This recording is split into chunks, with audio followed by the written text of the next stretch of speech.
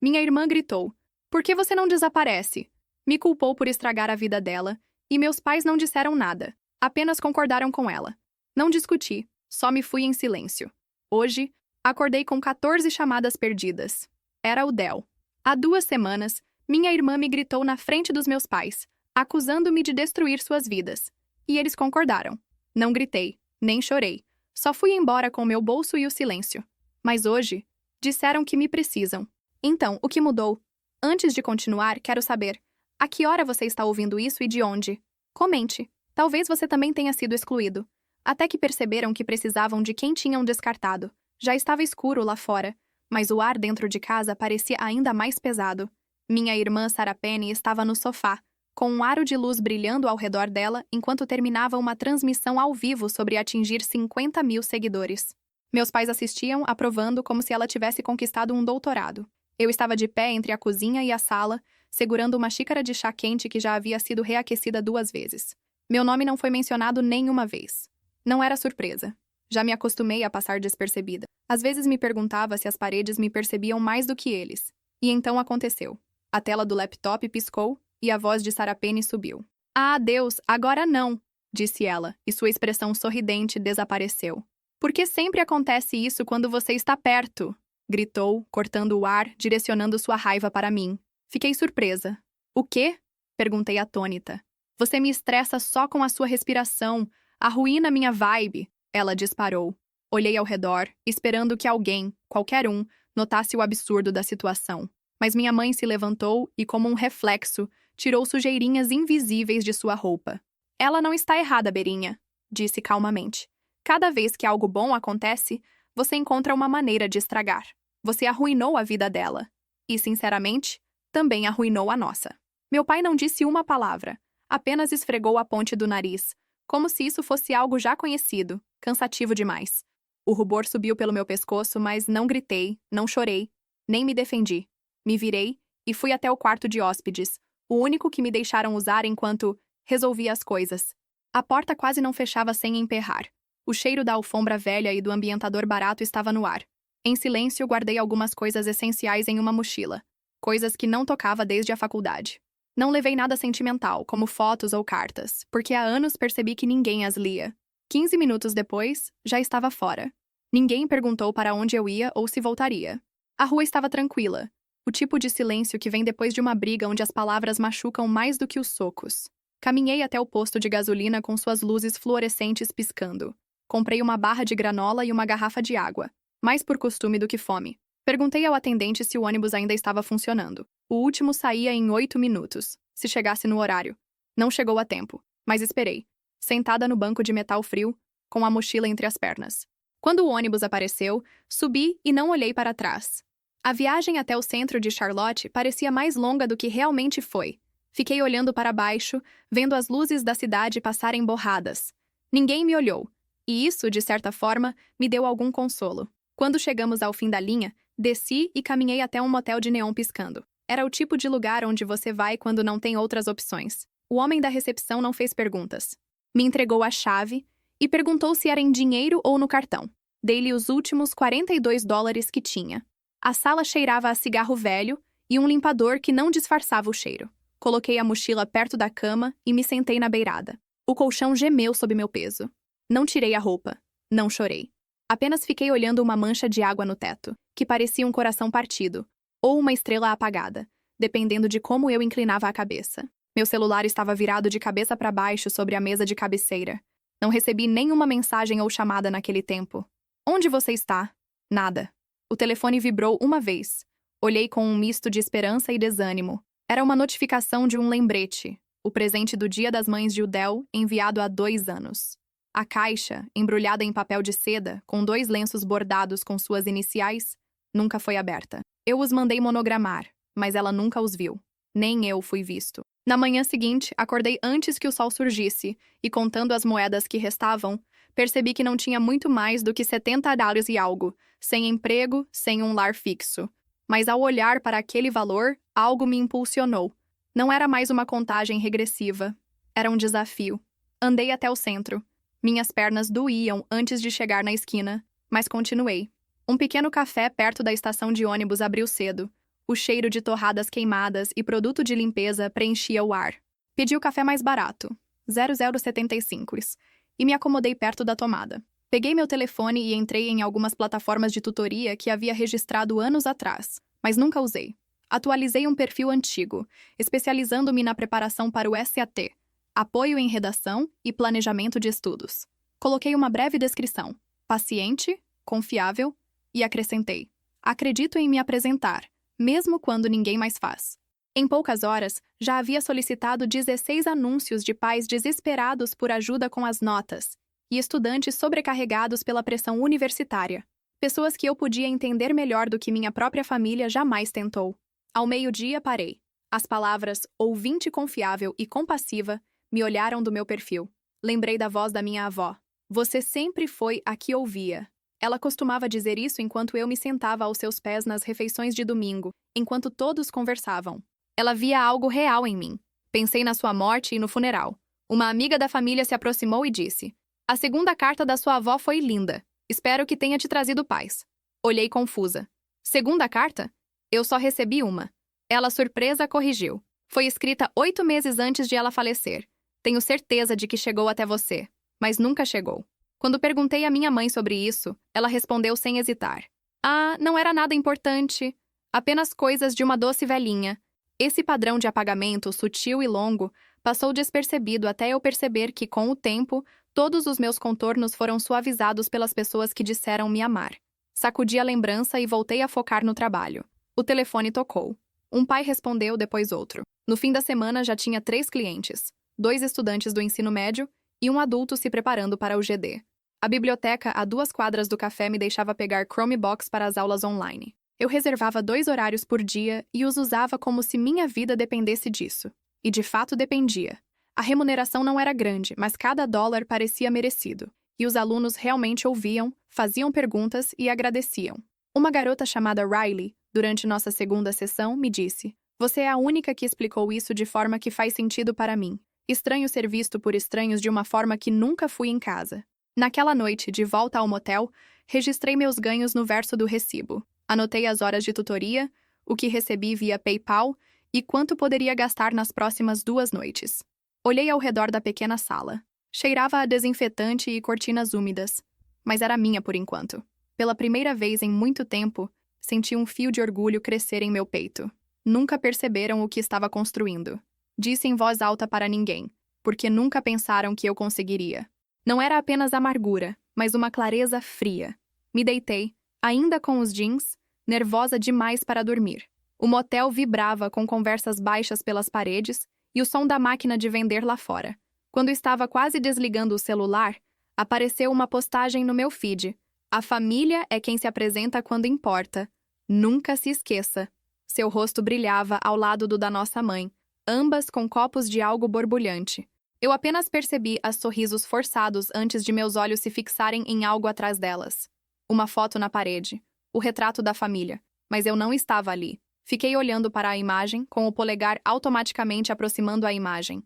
Meus olhos se concentraram na parede familiar do corredor. O mesmo fundo texturizado, a mesma luz suave da lâmpada do corredor, mas o quadro era outro. O velho retrato que tínhamos tirado quando eu tinha 16 anos, com todos fingindo que eu fazia parte, desaparecera. No lugar, uma nova foto brilhante. Sarah Penn no centro. Claro, mamãe ao lado, radiante com seu cardigan creme, papai rígido, mas sorrindo como se tivesse sido treinado. Até o cachorro Sprout, o Golden Retriever que pegaram depois que eu fui embora, estava ali, orgulhosamente posicionado à frente. Parecia um comercial de uma versão idealizada da nossa família, só que eu não fazia parte. Nenhuma menção, nenhum vestígio, só uma vida limpa e alegre recortada para excluir as partes bagunçadas. Não chorei. Achei que talvez fosse chorar, mas o que senti foi um calor subindo lentamente no peito. Não tristeza, nem raiva, algo mais silencioso, mais pesado, como quando você vê alguém jogando fora uma carta antes de ler e percebe que ela era sua. Fiquei sentada na beirada da cama do motel, com o celular ainda brilhando na minha mão. Há alguns anos eu teria pensado que talvez precisassem de um quadro menor ou que não haviam percebido que eu perceberia. Mas não desta vez. Não foi um acidente. Era oficial. Eu havia sido apagada, não metaforicamente, nem emocionalmente, fisicamente. Rolei para trás em outras fotos da página de Sarapem. Lembrei dos tempos antigos, da janta de domingo, agradecendo pela minha tribo. Ali estava eu, quase sempre fora do quadro ou cortada. E agora, simplesmente sumira. Uma onda de lembranças me tomou. Eu tinha 9 anos, em cima de um banco para não ficar muito baixa na foto da igreja. Todos riram quando Sarapem fez piada. Ele sempre parecia que estragava as fotos. Naquela vez, mamãe me defendeu de certa forma. Disse: "Ela só é tímida, só isso." Mas me colocaram no final da fila. Fora do quadro era mais fácil. Desprezei a lembrança e peguei minha bolsa para me distrair. Comecei a organizar as consultas de tutoria, respondendo aos alunos, filtrando mensagens. Estava ocupada até abrir a pasta de spam. Lá estava. Uma linha de assunto que quase passei batido. Oportunidade de podcast familiar. Enviado por Sarapem. Eu estava em cópia. Meu estômago se contraí. Abri.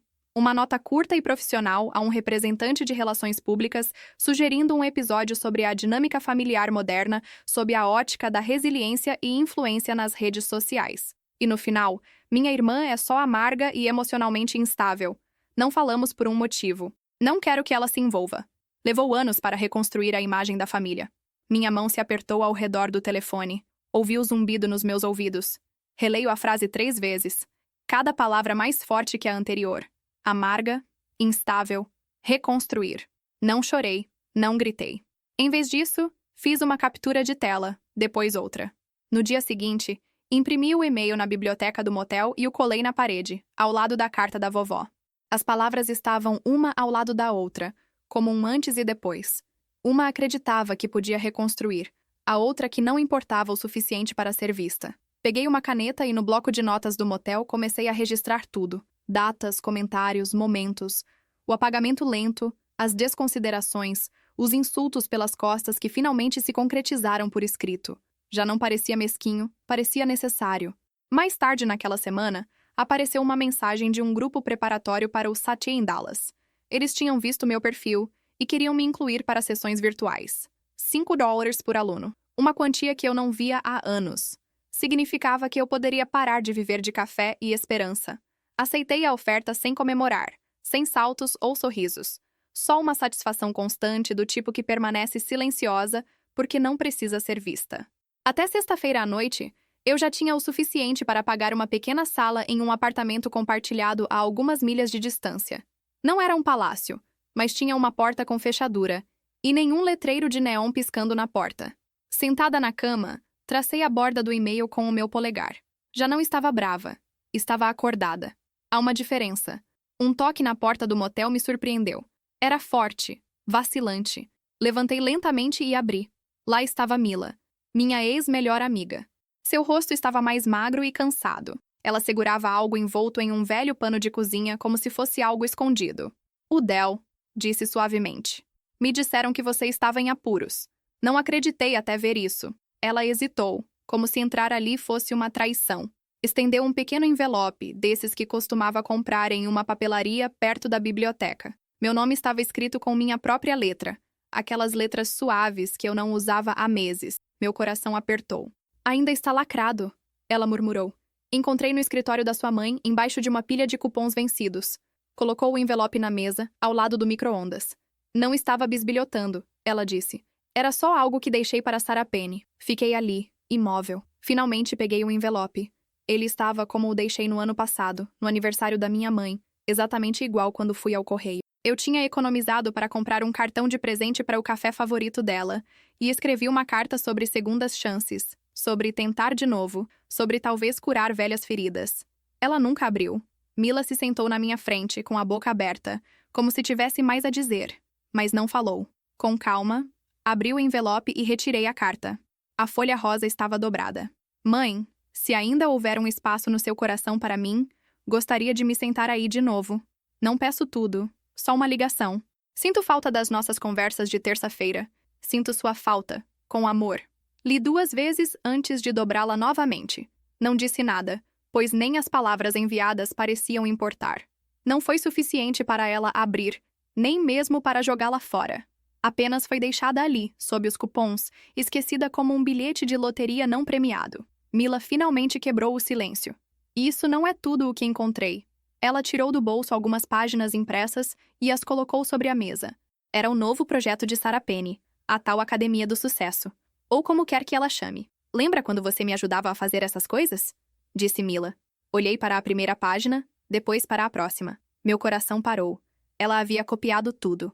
O texto de introdução, a rubrica de diagnóstico que passei meses aperfeiçoando, até os diagramas, o design, as cores. Só que agora tudo estava sob o nome de Sarah Penny, suas fotos, sua marca. Ela disse que você deu isso a ela, disse Mila. Sabia que era mentira. Me forcei a rir, mas foi um riso seco, sem vida, que morreu na garganta. Até minhas barras laterais, murmurei. Até os títulos das sessões. Minha voz tremia, mas fiquei parada, como se o movimento fosse fazer a traição se abrir ainda mais. Mila ficou em silêncio enquanto eu assimilava. Algumas horas depois, ela foi embora. Me abraçou forte e saiu com lágrimas nos olhos. A casa ficou em silêncio novamente. Eu me sentei no chão, encostada na parede de madeira barata, sem música, sem televisão, apenas o zumbido do mini refrigerador e o estalo ocasional dos canos. Então, o celular vibrou. Chamada perdida, papai. E logo mais chamadas, 14 no total. Mensagens de voz. Não ouvi de imediato, mas a curiosidade me fez clicar. A última era do meu pai. Sua voz estava cansada. Sua irmã está sendo arrastada pela internet. Algum blog chamou isso de plágio. A galera está revoltada. Ela diz que você mentiu, mas precisamos de sua ajuda para acalmar as coisas. Não respondeu, disse ele. Ela não está lidando bem, sem desculpas, sem reconhecimento. Precisamos de você. Fiquei lá, sem responder. O telefone no meu colo, a tela se acendendo e apagando repetidamente. O som da tela era como o zumbido de um mosquito, persistente e irritante. Só ligam, sussurrei. Quando posso consertar o que quebraram? Meus braços estavam pesados. Me inclinei, apoiando a testa nos joelhos. Não havia chorado ainda, mas o que estava vindo não eram lágrimas. Era algo mais lento, mais triste. Abri o laptop, parei na pasta marcada como currículo. Meu dedo tocou a tecla Delete. Talvez fosse hora de apagar tudo, assim como tentaram apagar minha história. Mas então algo me chamou a atenção. Uma pasta que não tocava há anos. Avó. Legal. Cliquei nela. Era um arquivo digital que mal lembrava de ter carregado. Abertura de um testamento. Eu cliquei.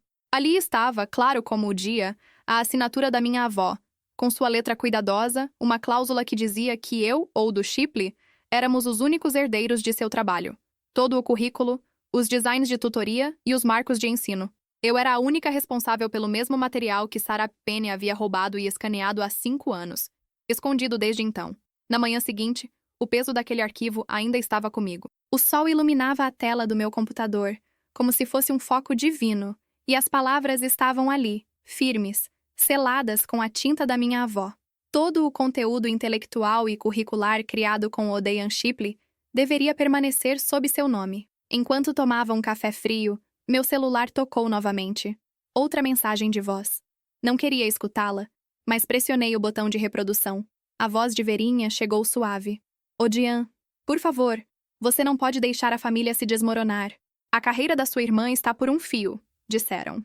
Eu sabia o que eles queriam dizer. Os que apagaram minha imagem nas fotos, os que jogaram meu nome no fundo da gaveta como se fosse lixo. Outro toque no celular. Era Sarah Penny, com a voz quebrada, cheia de pânico. Você é amarga. Sempre foi. Te demos tudo e é assim que nos paga? Naquele momento, o silêncio invadiu o ambiente. Sarah Penny nunca entendia. Eu fui apagada, mas ainda esperavam que eu fosse sua salvadora. Impressei o testamento e, sem drama, sem lágrimas, apenas clareza, o coloquei na parede junto à captura de tela do e-mail e a nota desbotada da minha avó. Tudo mostrava a mesma história. Eu havia sido excluída, mas agora me pediam para arrumar o caos deles. Fiquei olhando para aquela parede por um longo tempo. Durante o almoço, já havia decidido. Procurei uma advogada especializada em propriedade intelectual e marquei uma consulta. Na consulta, com a voz tranquila, disse a advogada: não estou pedindo para processar. Só quero que isso seja registrado e oficialmente reconhecido. A advogada, uma mulher de uns 50 anos chamada Margot, levantou uma sobrancelha ao ler o testamento. Você não precisa de um processo para recuperar o que é seu, disse. Uma notificação resolve. Sai da sua sala com o papel em mãos, sentindo algo que não sentia há anos. Controle. Mas a paz durou pouco. Naquela noite, ouvi 3 batidas na porta. Berinha, Garis e Sarah Penny estavam ali. Não os deixei entrar. Ficamos de pé no estreito corredor. O ambiente estava tenso, como vidro prestes a quebrar. Berinha parecia exausta, com o batom desbotado, e as mãos tremiam. Sarah Penny, com o delineador borrado, parecia saber que estava se quebrando. Erramos! Começou Berinha, unindo as mãos. Mas família significa perdão. Não disse nada. Olhei para Sarah Penny, que parecia perdida, incapaz de se desculpar. Falei calmamente.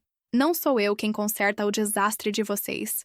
Fechei a porta sem gritar, sem drama, apenas um clique e a chave girando na fechadura.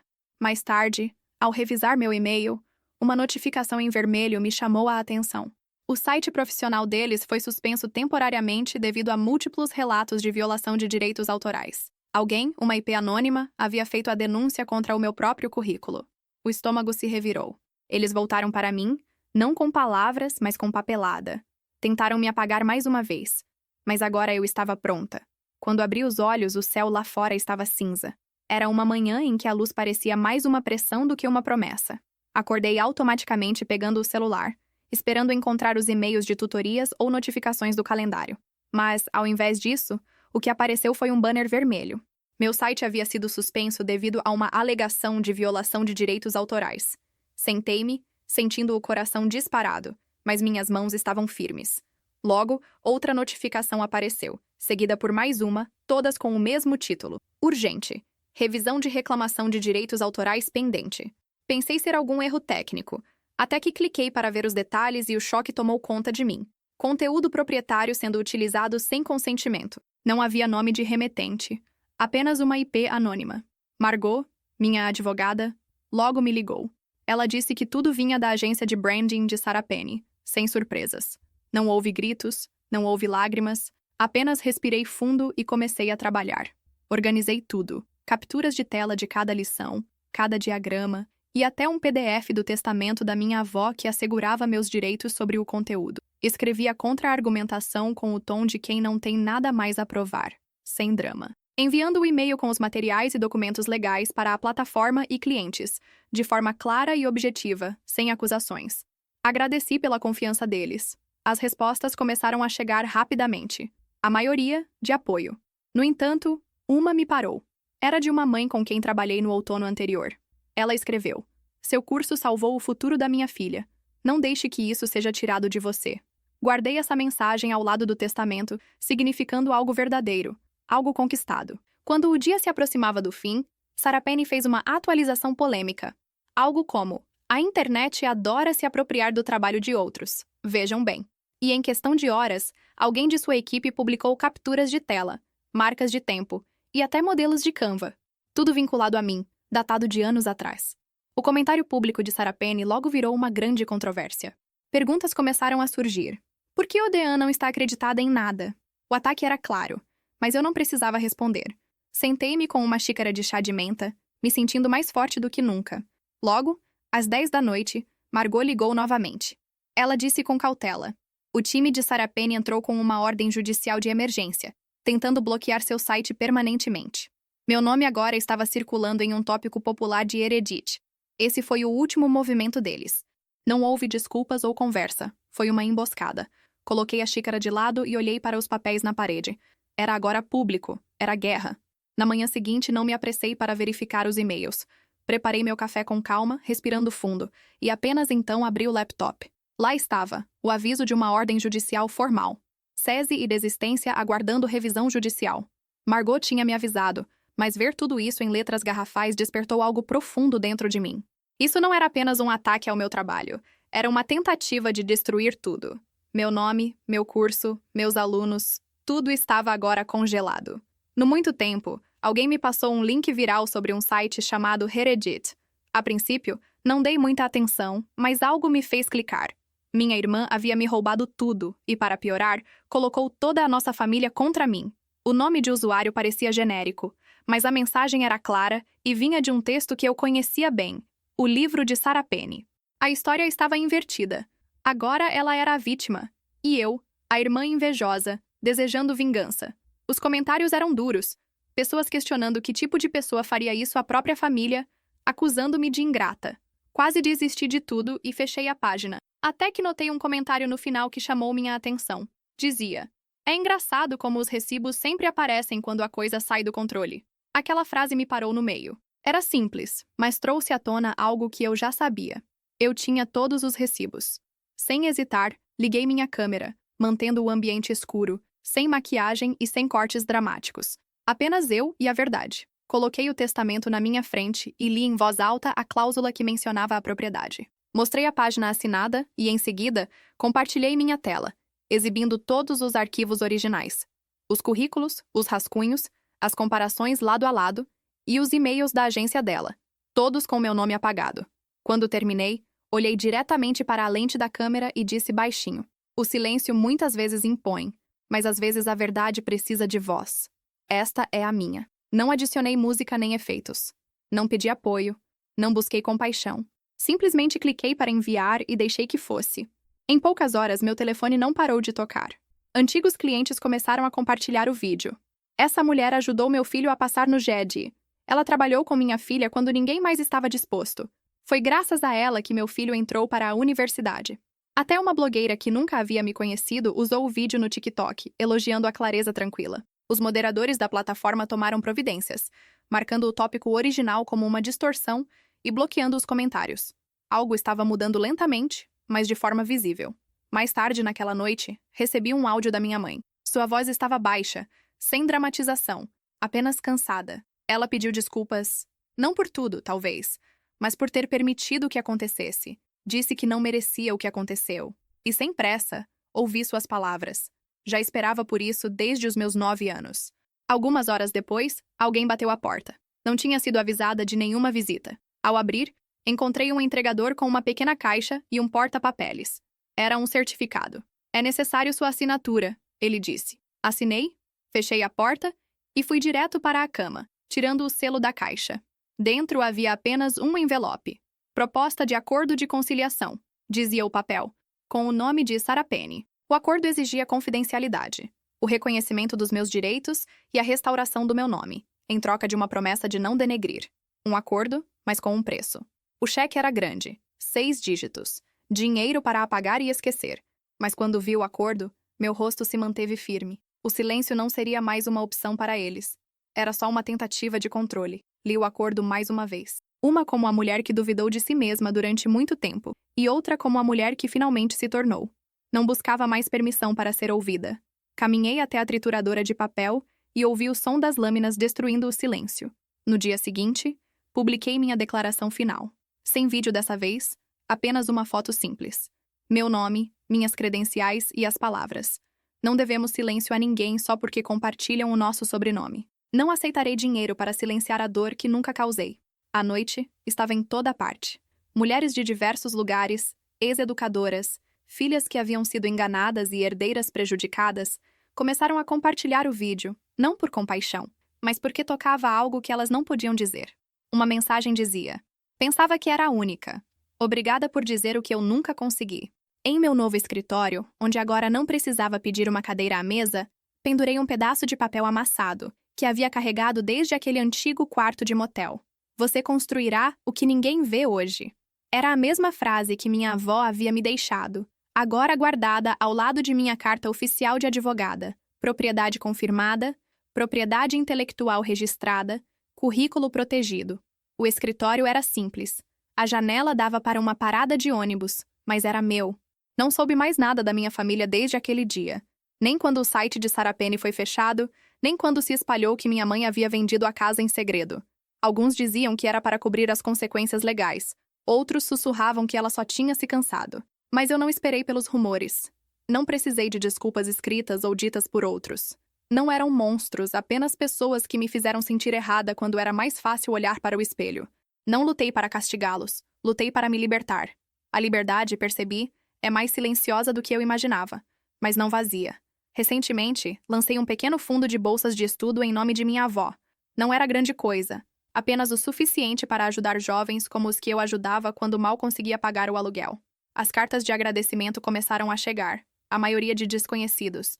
Mas uma era de um aluno a quem dei aulas na biblioteca pública. "Você foi a primeira a me dizer que eu podia fazer isso." Eu acreditei. Guardei aquela carta por muito tempo. Não porque me machucasse, mas porque não me machucava mais. Essa, agora, Era a vida que eu construí em meio ao silêncio que um dia pensaram que me enterraria. Encontrei uma segunda cópia da carta de minha avó, dobrei-a e enviei-a a uma menina a quem dei aulas particulares. Ela me disse que seus pais achavam que ela era demais, que deviam ter dito para ela parar de sonhar tão alto. Talvez um dia ela se veja sozinha, e talvez essas palavras a ajudem como me ajudaram. A pergunta era: você já parou de buscar a desculpa que nunca veio e percebeu que a paz é o verdadeiro fechamento? Você já foi apagada pela sua própria família e, mesmo assim, encontrou força para construir algo duradouro? Compartilhe sua história abaixo. Eu leio todas.